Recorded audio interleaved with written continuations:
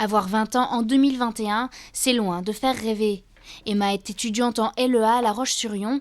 Elle parle aujourd'hui de conditions difficiles, que ce soit pour suivre ses études ou dans son quotidien.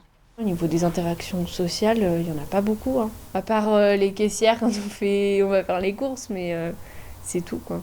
On est coincé en fait, c'est insupportable.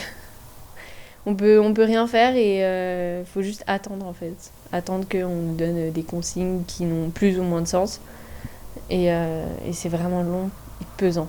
Une jeunesse difficile à vivre pleinement à cause d'un manque de liberté et de liens sociaux, mais aussi, selon elle, d'un manque de reconnaissance de la part du gouvernement. J'ai l'impression qu'on est un peu mis de côté, enfin on est vraiment une catégorie on verra en fait. À chaque fois qu'il y a des nouvelles annonces, les crèches, les collèges, les lycées, etc., ça va être comme ça, pour le télétravail ça va être comme ça, pour les EHPAD comme ça. Et nous à chaque fois on est là, on attend. Et on attend qu'on nous donne un signe de vie.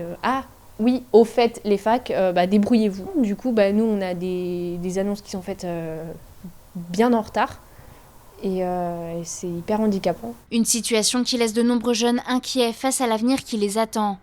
Olivier, lui, est diplômé d'un BTS dans le commerce du textile. Il a débuté en septembre une licence en alternance dans le domaine des assurances, sauf que le deuxième confinement est passé par là et a modifié ses projets d'études. J'ai arrêté mon alternance 2 jours avant le deuxième confinement du mois d'octobre. Et donc à la suite de ça, je suis revenu sur mon expérience du commerce en vente textile.